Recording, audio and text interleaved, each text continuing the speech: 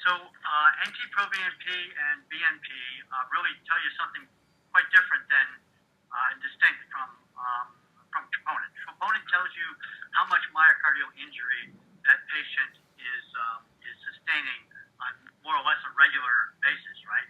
The higher the cardiac troponin, that sustained value, the more injury they're sustaining to the heart.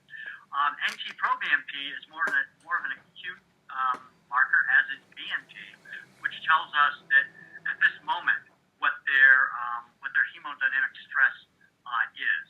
So they really tell you quite different things, and so that's why they're valuable to get together. I'm not sure I quite heard the whole question, but I'm hoping that was sort of the gist of it. I think that's it. Yeah, I was comparing troponin to BNP, and right. One is injury, and the other is hemodynamic stress.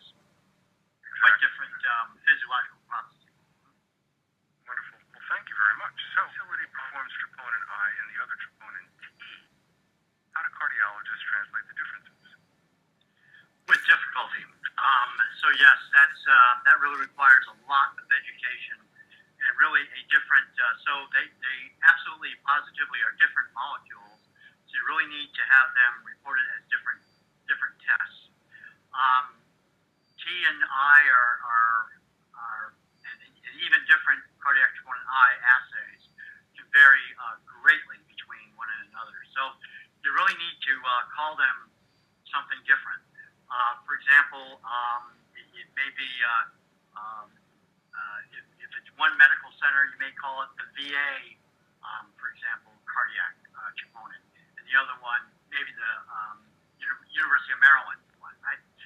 So it's particularly difficult when you have a system, and some of the hospitals in that system run one cardiac troponin, and the other hospitals run the other. So this is something that we're trying to do something about now through the IFCC, through the AACC, and through professional organizations.